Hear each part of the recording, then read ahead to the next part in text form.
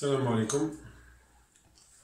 Je vais aujourd'hui donc entamer un exemple de vérification des voiles selon donc le DTR 23.1 plus donc les règles parasismiques pour le calcul donc des voiles de contreventement. Donc je vais donner carrément un exemple réel d'un voile qui a été calculé pour une structure. Le voile fait les dimensions suivantes. Donc, nous avons un voile de 4 mètres. Ici, donc, c'est 4 mètres. D'épaisseur 0,20. Et d'autres d'étage 3 mètres 20. 3 mètres 20. Donc c'est un voile réel qui a été donc calculé pour un système de contreventement de structure. La première des choses que je vais parler, c'est tout ce qui est donc raidisseur. Les raidisseurs. On peut donc raidir notre voile. On peut faire des raidisseurs. C'est très bénéfique pour la concentration des ferrailles à l'intérieur de ces raidisseurs. Il va recevoir aussi les poutres de dimension par exemple de 30 cm aux extrémités. Donc ce qui ne dérange pas du point de vue donc structural. Donc si vous avez un voile de 20 ou de 15 ou de 16 ou de 25 cm, on peut des fois donc faire des raidisseurs. Il serait mieux de faire des raidisseurs pour pouvoir donc englober vos armatures à l'intérieur de ces deux points qui sont les plus sollicités. Du point de vue calcul, parce que déjà nous sommes dans un calcul approché, on peut dans les calculs faire abstraction à ces raidisseurs. Ils n'ont pas vraiment une grande importance parce qu'on est en train de parler d'un calcul approché. On suppose que le voile n'est pas fissuré alors qu'il est réellement fissuré. En termes de surface, en termes d'inertie, ça ne va pas avoir une grande incidence sur l'ensemble du voile. Donc si je prends cette surface, plus cette surface et celle-là, ainsi que celle-là, bien sûr, ça ne représente pas une augmentation importante qui va nous permettre plus ou moins de confirmer ou d'infirmer tout ce qui est vérification. Donc on peut en général dans les calculs rendre le problème beaucoup plus simple et calculer sans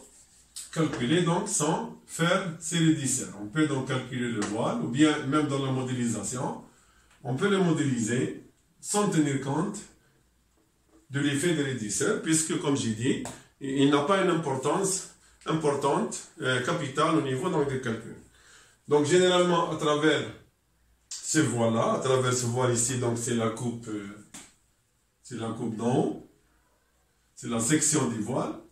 Donc le voile a une section de 0,20 par 4 avec une hauteur donc de 3,20 mètres et qui est donc calculé comme élément de contreventement au niveau donc d'une structure. Généralement, dans le système de contrevent, tel qu'il est préconisé par le RPA, si vous revoyez l'article du RPA concernant le trimo, le RPA stipule que les trimos sont calculés uniquement dans une seule direction. Ils sont calculés uniquement dans une seule direction, ce qui n'est pas vrai.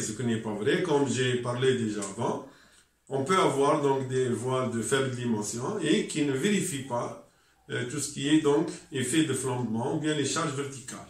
Parce qu'aucune limite au niveau RPA n'est exigée, que ce soit au niveau donc de la compression, au niveau donc de l'effort réduit, et en même temps il parle de la vérification du voile uniquement dans le sens longitudinal, ce qui n'est pas vrai parce que le sens transversal aussi présente un certain danger, surtout concernant le flambement.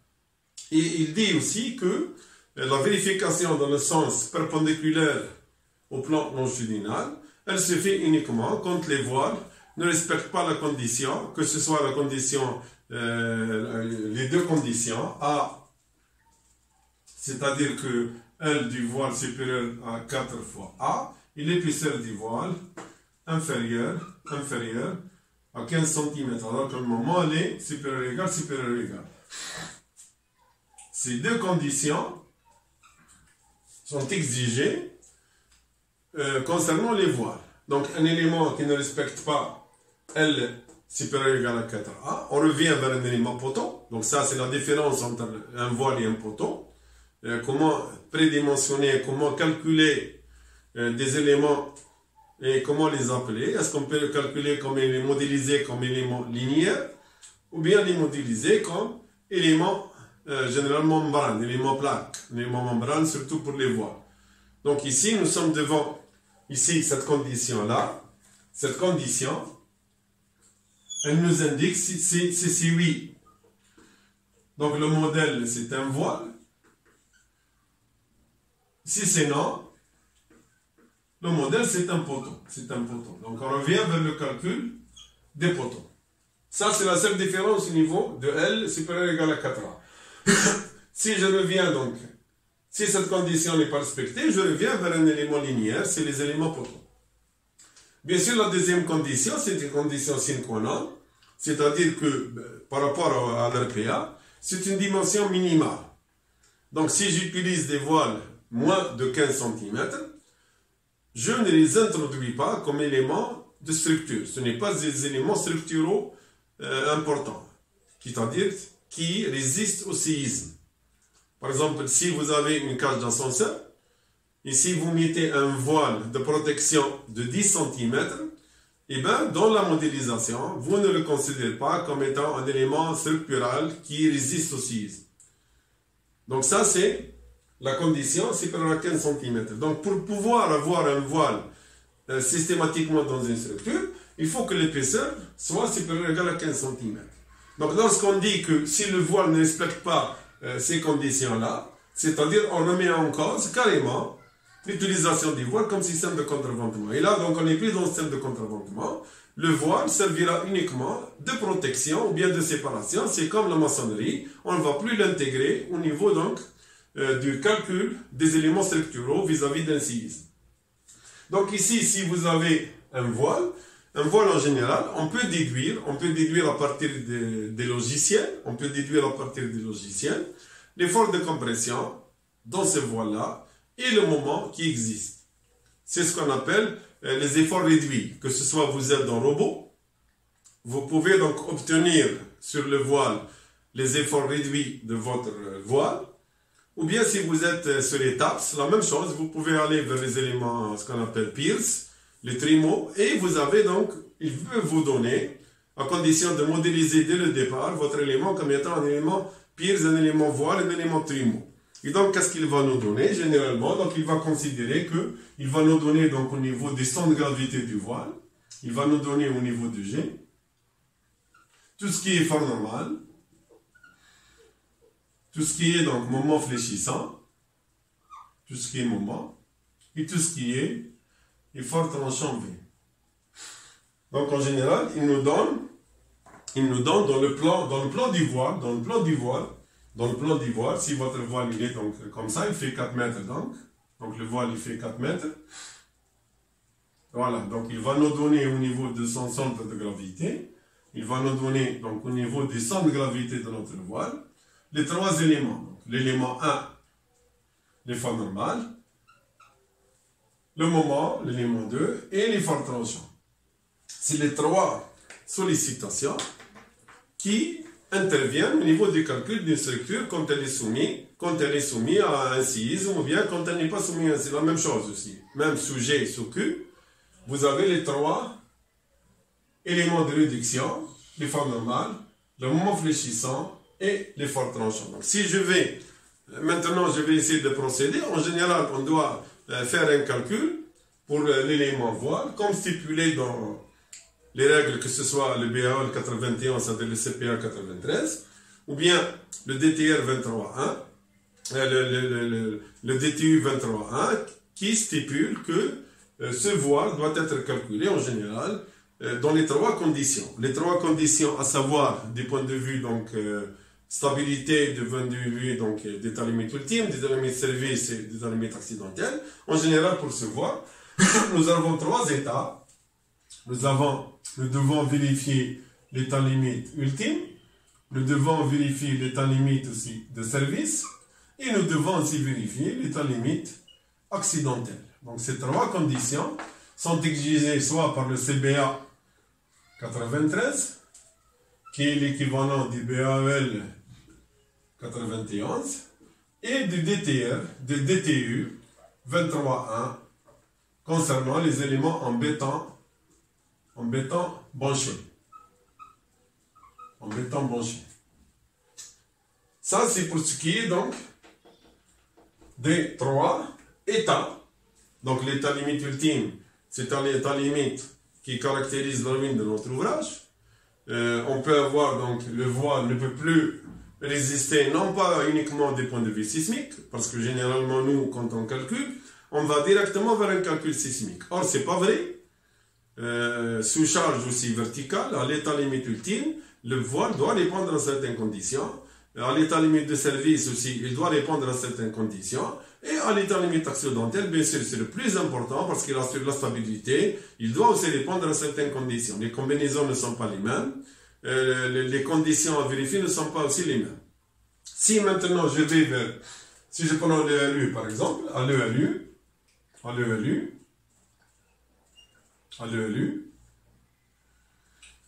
généralement, nous avons l'état limite ultime de résistance. Donc, le voile doit résister. L'état limite aussi de stabilité de forme. Donc, généralement, ici, c'est la stabilité de forme. C'est le flanc, on vérifie le flambement.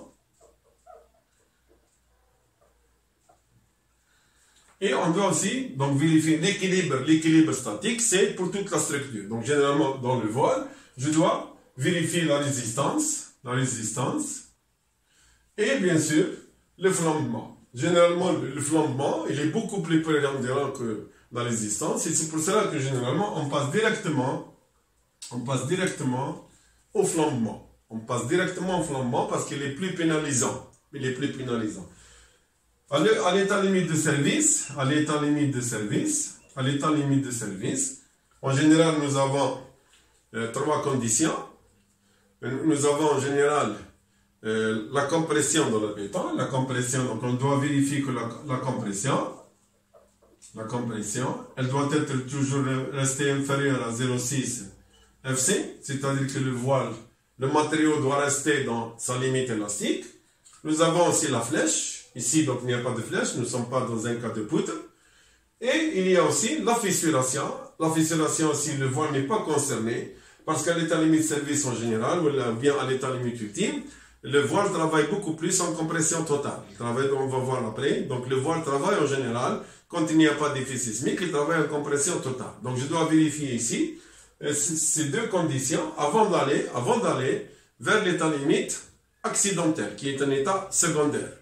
Donc au primaire, je dois vérifier que mon voile peut supporter, donc les charges définies à l'ELU, et aussi respecte certaines conditions définies aussi à l'ELS. Donc je vais commencer a priori, par l'état limite ultime, sur la combinaison, donc généralement la plus défavorable, donc 1,35G plus 1,5Q. Et généralement ici, on a obtenu à partir des calculs. Donc je vais vous donner les efforts. Nous avons obtenu qu'à l'état limite donc ultime, nous avons NU, l'effort ultime égal à 7440 kN. Nous avons MU qui est égal à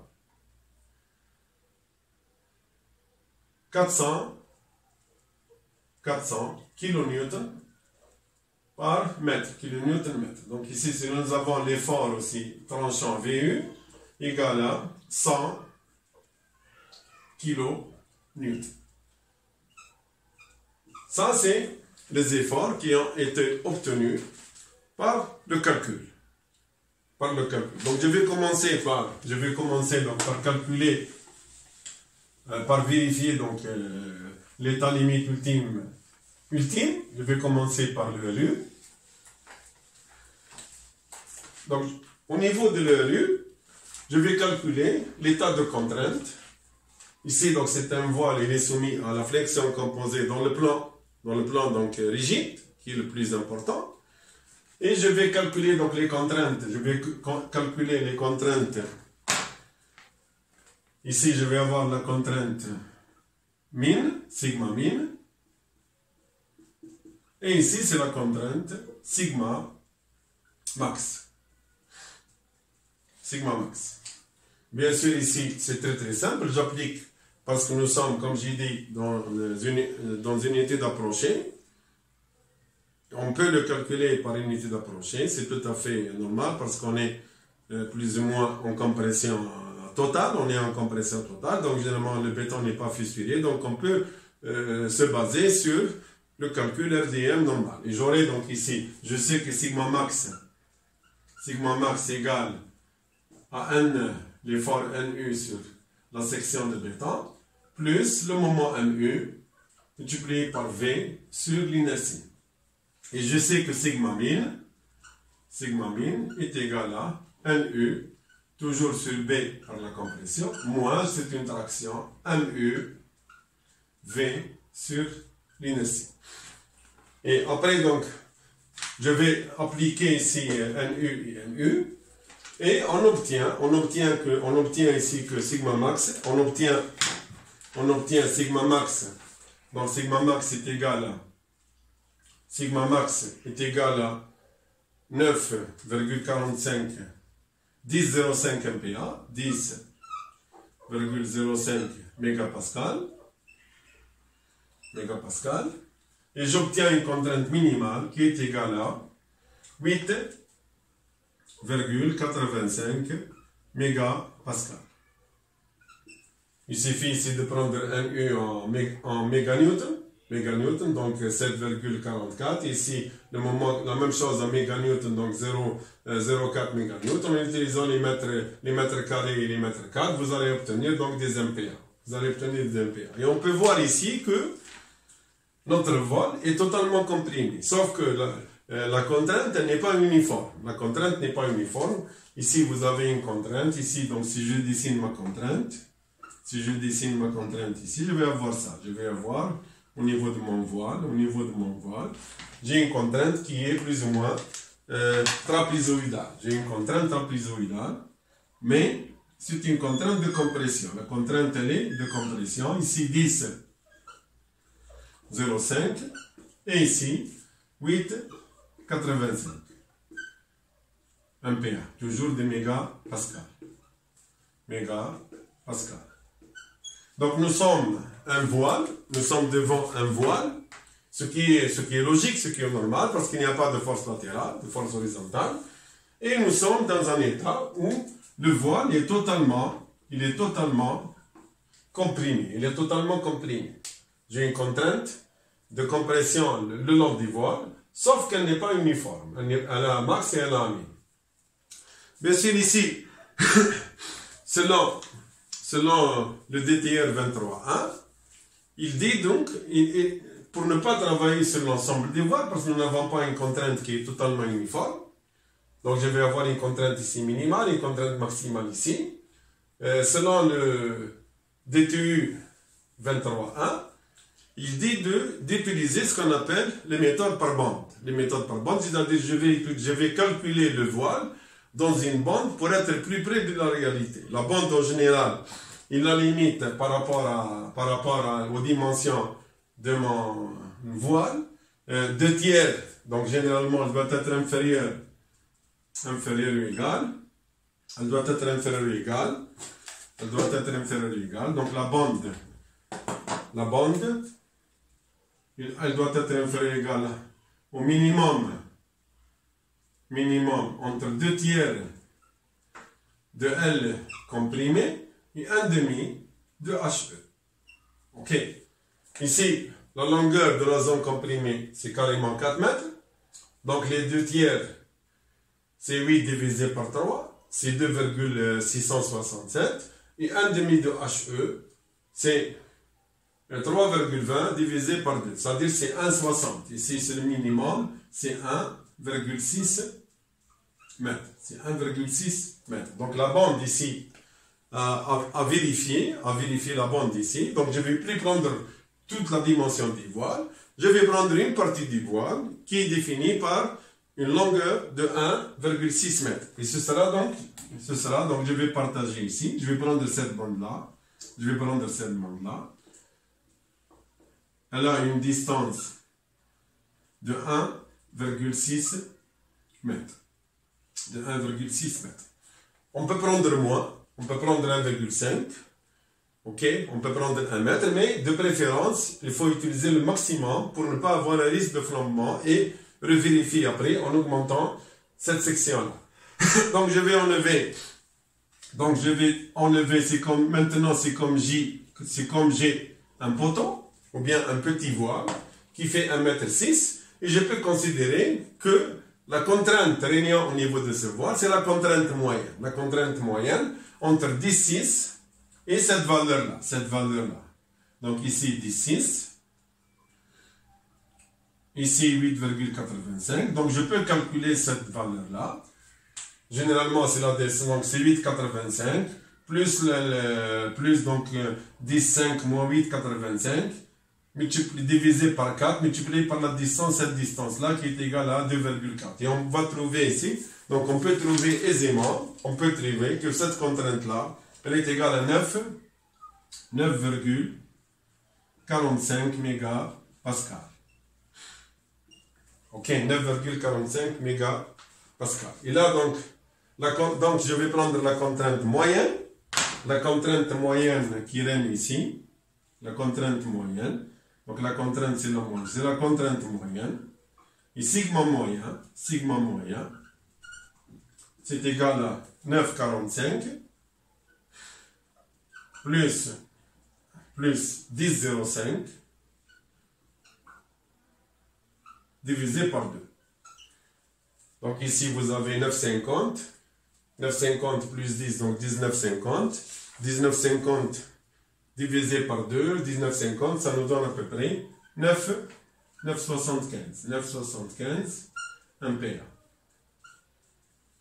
9,75 ampères. Donc vous avez, on va utiliser cette contrainte moyenne pour la vérification de la partie définie par le DTR 23, le DTU 23.1.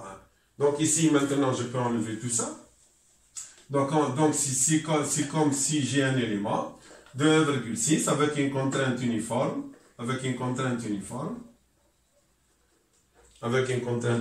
qui est égale à 9,75. Donc ici j'ai une contrainte uniforme moyenne qui est égale à 9,75 ampères. Et je vais donc vérifier, c'est comme si j'ai un petit élément, c'est comme si c'était un poteau de 1,6 avec une épaisseur de 20 cm, de 0,20, et que je dois calculer sous cet effet-là. Ok. Ça, c'est selon le DTR. Comme j'ai dit, c'est pour être dans le cas plus défavorable vis-à-vis donc d'une section de 4 mètres qui n'est pas totalement comprimée, ou bien à peu près qui n'a pas la même contrainte sur les deux côtés. Donc généralement, c'est pour ça que le règlement dit de calculer une zone qui est plus proche du maximum, avec une distance qui est définie par ce qu'on appelle le système de bande. Ok. Donc ici, je vais avoir, donc je peux obtenir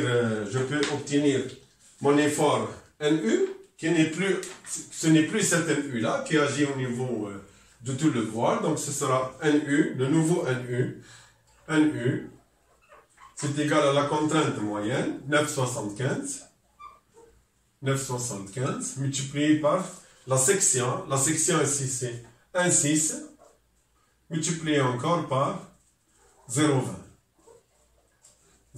Ok. Et on va trouver aussi un U. On trouve que un U est égal à 3,12 méganewtons, c'est-à-dire 3120 kilonewtons. Ok. Pour une section de 1,6 par 0,20. Et maintenant, je vais procéder à la vérification.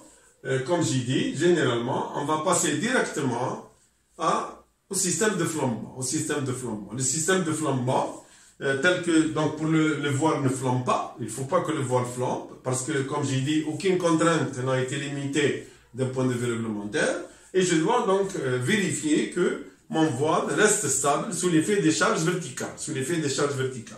Ici, donc, je vais donc définir, c'est comme le principe des méthodes approchées pour le calcul des poteaux, c'est le même principe pour le calcul des poteaux sous charge carrément de compression, c'est-à-dire qu'il n'y a pas de moment, c'est vrai parce que c'est un voile, il travaille dans une seule direction, il n'a pas de moments de flexion dans l'autre direction, généralement il travaille comme un élément membrane, compression, traction, et dans le cas de l'état limite ultime, il est carrément en compression. Donc le seul risque qu'il y a ici, c'est le risque de flambement du voile. Et je dois donc la même chose, la méthode approchée est définie par les règles BAEL ou bien CBA 93, BAEL 91, BAEL 91, c'est l'équivalent du CBA 93 qui est tiré de ce document-là. Donc il est tiré de ce document-là. Je vais commencer par définir la longueur de flambement. La longueur de flambement, c'est égal à K, coefficient de flambement multiplié par la longueur. HE ici, la longueur ici, la hauteur d'état, donc je peux travailler avec HE. Je peux travailler aussi en éliminant la partie de la dalle supérieure, dans laquelle le voile est encastré. Mais c'est pas grave ici, je préfère travailler carrément avec HE. On peut enlever aussi la partie dalle, 20 cm, mais c'est pas grave, je préfère travailler avec HE. Et le coefficient ici de flambement, vous avez deux cas. 0,8 ou bien 0,85, tel que défini dans le DTU 23.1. Si le voile est à l'intérieur, c'est-à-dire si vous avez une dalle, si le voile est intermédiaire, donc vous avez la dalle qui passe comme ça, la dalle elle est comme ça, elle passe donc sur le voile, et bien on prendra 0,8. Si c'est un voile de rive, donc un seul maintien, uniquement d'un côté, on réduit un peu de la longueur de flambement, on augmente un peu la longueur de flambement, et on va vers le coefficient 0,85. Donc je dirais que pour les voiles de rive, sans dalle de l'autre côté, vous prenez 0,85. Si vous avez un voile à l'intérieur avec une dalle qui va passer dessus, de part et d'autre, vous prenez les 0,8. Donc je vais ici prendre, notre voile ici c'est un voile intermédiaire, donc je vais prendre un coefficient de flambement qui est égal à 0,8. Donc je peux calculer ici, la longueur de flambement, donc LF égale à 0,8 multiplié par 3,20. Comme j'ai dit, on peut réduire un peu, et j'obtiens donc 2,56 mètres. Donc la longueur de flambement, elle est égale à 2,56 mètres. Ensuite, je déduis donc le I, le rayon de giration. Pour passer au calcul de l'élancement, lambda, je calcule I en général, est égal à racine de l'inertie sur la section. Ici, l'inertie, c'est B. Ce n'est plus l'inertie BH3, parce que le flambement ici va se passer non plus par rapport à cet axe-là, l'axe fort, mais il va se passer par rapport à l'axe faible. Le flambement que je vais avoir ici, c'est par rapport à cet axe-là. Le flambement, c'est dans l'autre direction. Ce n'est pas dans la direction rigide, parce qu'elle est plus rigide ici. Donc l'inertie ici, ce sera, B ici sera 1,6, et le H, ce sera 0,20. Donc ce sera I à quoi est égal ici, et c'est égal à 1,6 fois 0,20 au cube, divisé par S, 1,6 fois 0,20. Et divisé encore par BH cube sur 12. Et on aura ici la racine. D'accord? Donc ici, le flambement va avoir lieu par rapport à l'axe faible, dans le sens perpendiculaire au plan du voile. Ok? Donc ici, le B, c'est la plus petite dimension. Le flambement risque d'avoir dans la plus petite dimension, non pas par rapport à 1,6, mais par rapport à 0,2. C'est pour cela que ici, I c'est égal à 1,602 au cube divisé par 12, divisé par la section. Et on va trouver donc un rayon de gyration. Le rayon de gyration, R et I est égal à 0,058. Ok. Ici, on peut voir ici I divisé par S. Donc, en général, il est en, ici, vous avez I, donc ici, mètre 4, ici, mètre carré. Donc, mètre 4 sur mètre carré, c'est des mètres carrés, et la racine, c'est des mètres. La racine, c'est des mètres. Ok. Et ensuite, vous avez donc lambda. On peut donc calculer après lambda, qui est égal à, lambda, c'est égal à la longueur de flambement, divisé par I, divisé par I.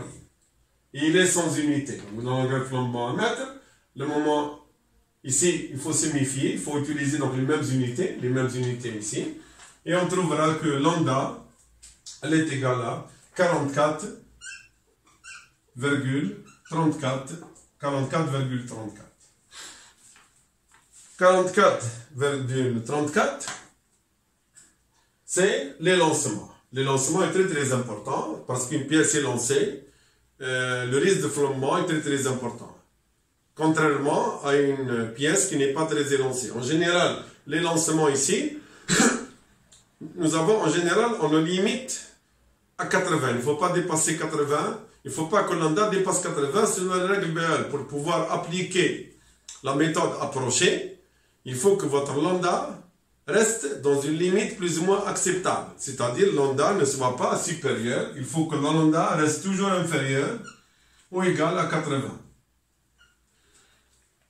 Sinon, on va sortir du cadre d'application des méthodes simplifiées. On va aller vers des méthodes beaucoup plus élaborées pour l'analyse de la stabilité et des flambements.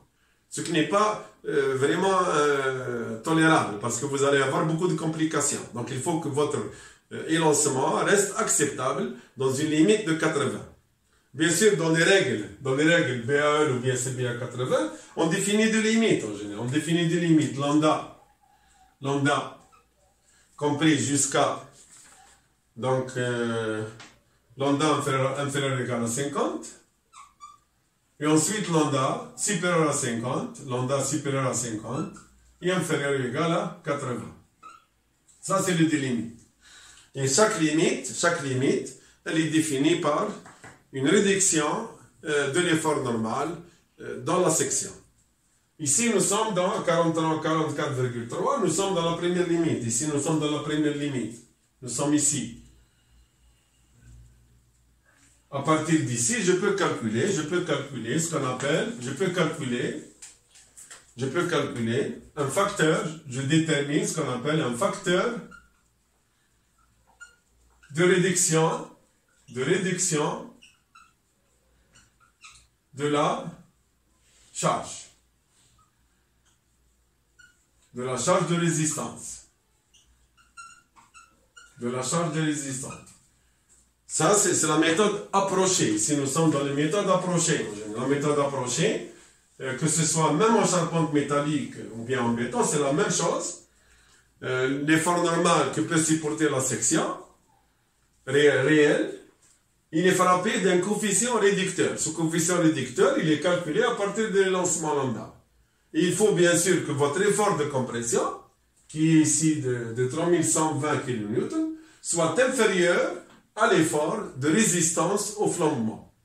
Ici, en général, on peut donc toujours à partir de BL 91, alpha est égal à, donc il est donné ici réglementairement, alpha est égal à 0,85 divisé par 1 plus 0,2 multiplié par lambda divisé par 35 tout ça au carré. Lambda sur 35 au carré. Ça, c'est un coefficient de réduction. C'est un coefficient de réduction. Ok, quand lambda est important, donc quand lambda, il ne faut pas que lambda dépasse 50, sinon on va aller vers une deuxième formule qui tient compte, qui nous donne un second alpha, mais avec une autre équation. C'est une autre équation. Ici, je suis dans l'équation. Ces équations-là, vous pouvez les avoir dans les règles BR 91 ou bien dans le CBA pour les poteaux carrément en compression. Et on trouve ici, donc en remplaçant lambda par 44,34, on trouve que alpha est égal à 0,64.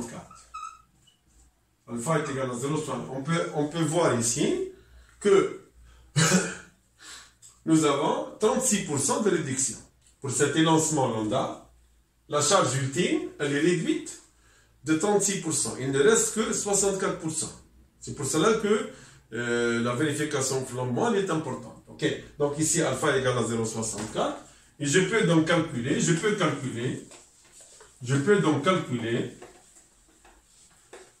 l'effort que peut supporter donc la section que je viens de définie par la bande de 1,6.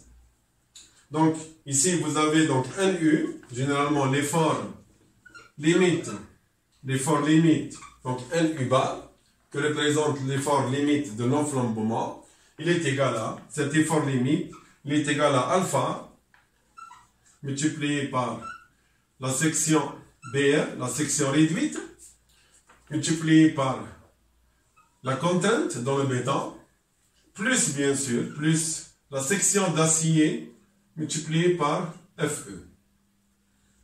Multiplié par FE. Ça, c'est l'effort de compression limite pour qu'il n'y ait pas de flambement. Il est défini à partir de la réduction qui a été calculée, c'est-à-dire 64% uniquement de l'effort total.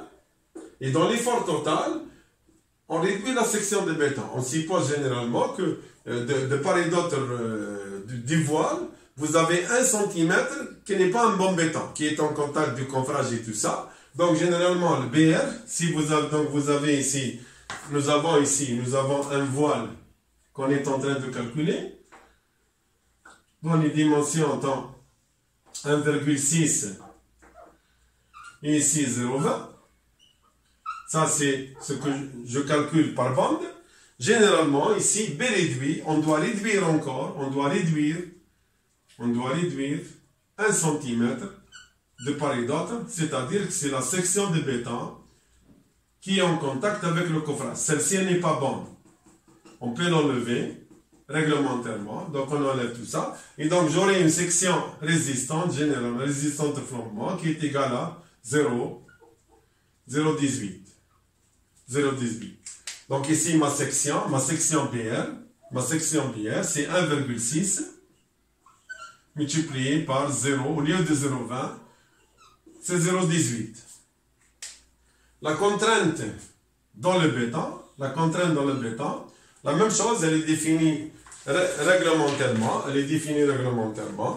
F est égal ici, F est égal à FC, c'est la contrainte FC, la contrainte de compression caractéristique, divisé par un coefficient 0,9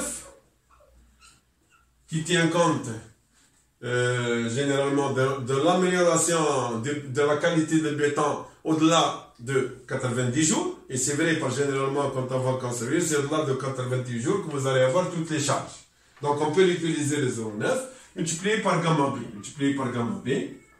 Et dans le cas d'état limite ultime, gamma B égale à 1,5.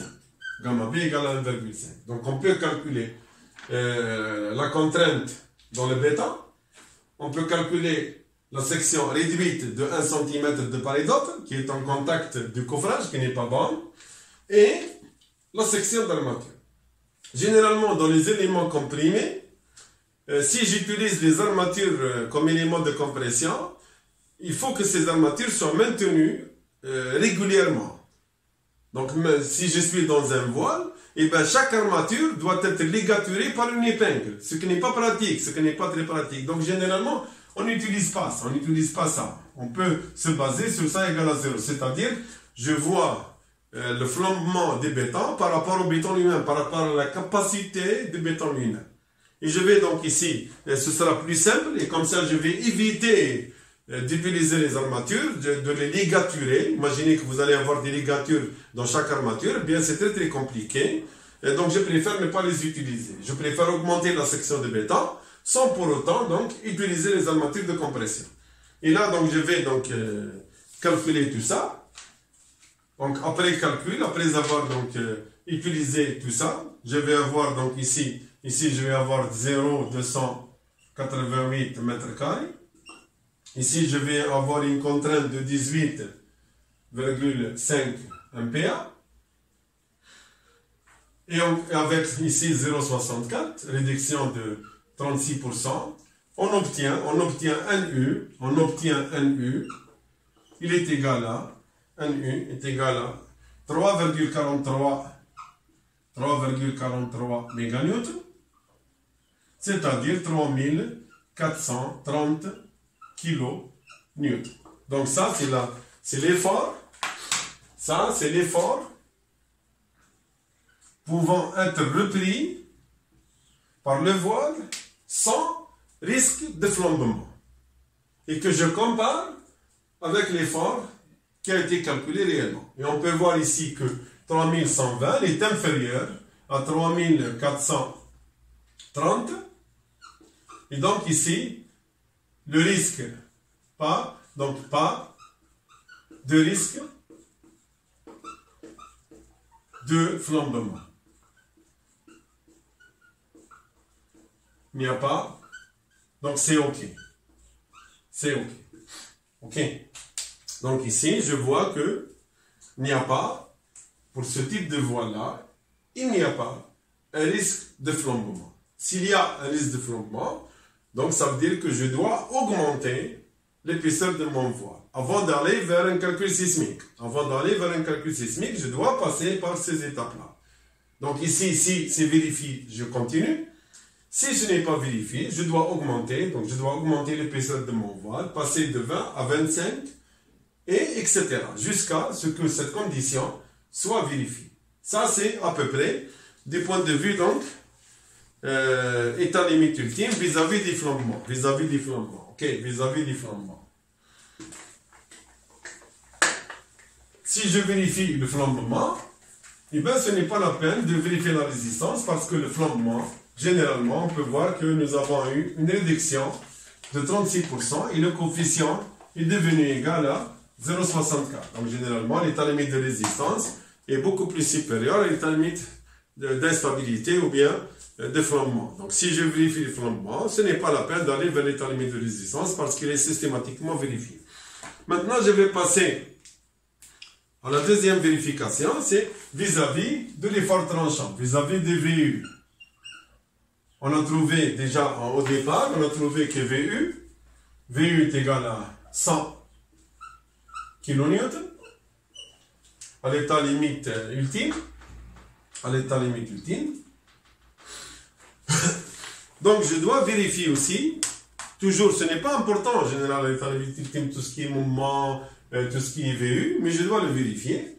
En général, je dois calculer la contrainte de cisaillement. La contrainte de cisaillement dans le voile, parce que mon voile, mon voile, qui a une dimension, comme j'ai dit, de 4 par 0,2, il est soumis à 1. Donc, toute la section sera cisaillée. Par l'effort tranchant VU à la base, qui a été calculé d'un point de vue, donc, à l'état limite ultime, en utilisant la combinaison 1,5G plus 1,35G plus 1,5Q. Et ici, je dois calculer donc l'effort, le cisaillement, tau U. Tau U, c'est égal à VU sur BD. C'est la même formulation, c'est toute la section qui est cisaillée, sauf qu'on utilise le D. Donc, c'est égal à VU sur, on peut utiliser D, je peux le remplacer par 0,9H, et donc je peux calculer, VU c'est égal à B, c'est égal à B fois 0,9 fois H. Et on trouve ici, en remplaçant ici, par cette valeur, en remplaçant ici, je peux donc avoir tau U, donc tau U sera égal à 100 kilonewtons, il faut signifier comme aux unités, divisé par 0,09 fois 4 fois 0,2. Et on trouve en général, c'est presque 0,12 MPa. 0,12, pratiquement 0,12 MPa. 0,12 MPa. La contrainte de cisaillement, elle est à peu près égale à 0,12 MPa. D'après les règles BAEL, au niveau donc des sollicitations de cisaillement, si donc la règle ici utilisée, c'est la règle des poteaux. Si un poteau totalement comprimé, nous sommes dans le cas totalement comprimé, si la contrainte de cisaillement est inférieure à 0,06 FC sur gamma B, cette condition-là, c'est-à-dire que les armatures transversales sont mises par les conditions de construction, c'est tout. Donc on ne calcule pas. Si les phares tranchants, si le cisaillement est inférieur à cette valeur-là, généralement les cadres, les armatures transversales dans les voiles ne sont plus calculés. Ils sont mis d'une façon constructive, c'est tout. C'est comme les poteaux. Et on peut ici voir que 0,06 FC sur gamma B, ça va nous donner en général 1 MPa. Donc 0,06 fois 25 sur 1,5, ça nous donne une valeur de 1 mégapascal. 1 mégapascal. On peut voir ici, donc c'est pour cela ici, comme j'ai dit, le cisaillement est très très faible, il est très inférieur à 1 MPa. 1 MPa, c'est la contrainte de cisaillement définie réglementairement. Et on peut voir ici, à l'état limite ultime, que si j'ai à disposer des armatures transversales, ils seront disposés selon les règles de l'art, selon les constructions qu'on va définir après. Donc les cadres ici, ou bien les éléments, les armatures horizontales, ne sont pas calculés parce que les phares tranchants, il est très réduit. Ok, ça c'est donc d'un point de vue d'état limite ultime. Ici se termine l'état limite ultime. Ici se termine l'état limite ultime.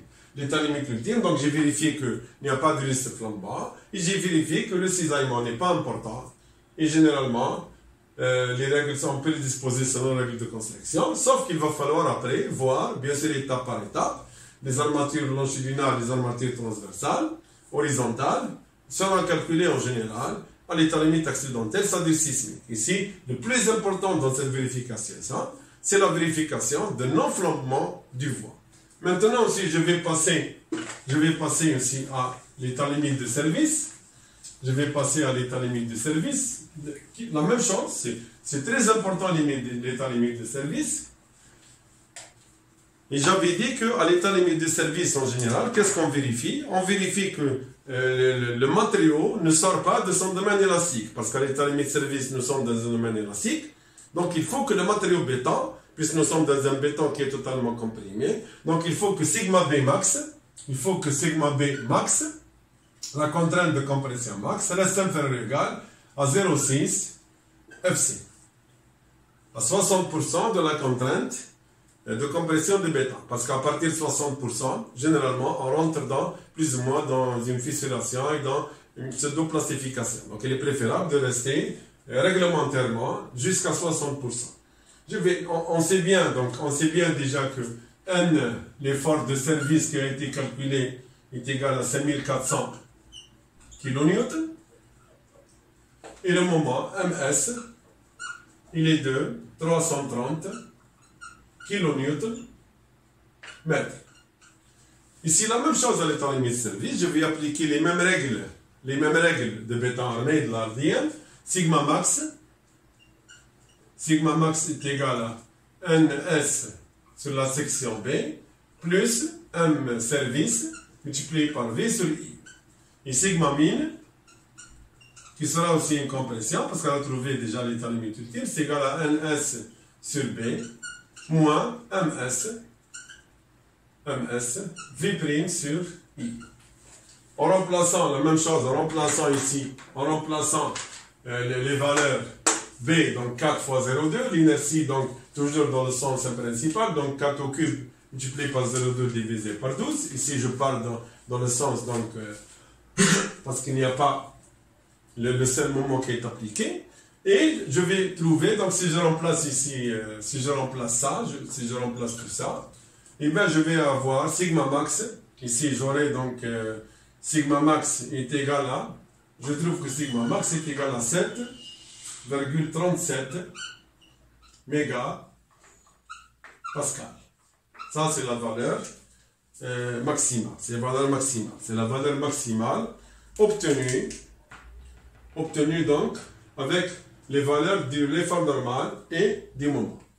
Et je vais comparer, donc il faut que cette contrainte-là soit inférieure à, il faut qu'elle soit inférieure à 0,6 FC. Et bien sûr, je sais que FC est égal à 25 MPa. Donc, ici, donc sigma limite, c'est égal à, sigma limite dans le béton, c'est égal à 0,6 fois 25, c'est égal à 15 MPa. Et je vois que 737, calculé, 735, la contrainte max, elle est inférieure à 15 MPa. Donc ici, c'est OK. OK, donc c'est OK. Donc j'ai fait ici la même chose. Je n'ai pas utilisé les armatures de compression. Donc il est préférable de ne pas les utiliser. Sinon, vous allez être confronté à beaucoup d'épingles. Chaque armature doit être maintenue dans le voile. Chaque armature doit être maintenue. Et ça devient donc très très compliqué à réaliser. Donc je préfère, comme j'ai dit, augmenter les épaisseurs de béton sans utiliser les armatures de compression. Ici, donc, en général, c'est la première vérification. C'est la première vérification à faire avant de passer vers le calcul des voiles résistants au séisme. Ce n'est qu'après avoir fait cette vérification que je vais passer maintenant au calcul de ces voiles-là, de ce trimot, lorsqu'ils sont soumis à un état limite accidentel. Okay. Donc, je vais m'arrêter ici. Le prochain exemple, je vais traiter carrément, là, après avoir vérifié tout ça, je vais passer au calcul de mon voile quand il est soumis à des sollicitations accidentelles, surtout sismiques. Le moment devient très très important, l'effort normal sera réduit. Et nous allons avoir donc une flexion composée avec traction-compression, avec beaucoup d'armatures tendues. Okay. Je vous remercie donc pour votre attention. Et si vous avez des questions, vous pouvez les poser. Et à la prochaine, Inch'Allah.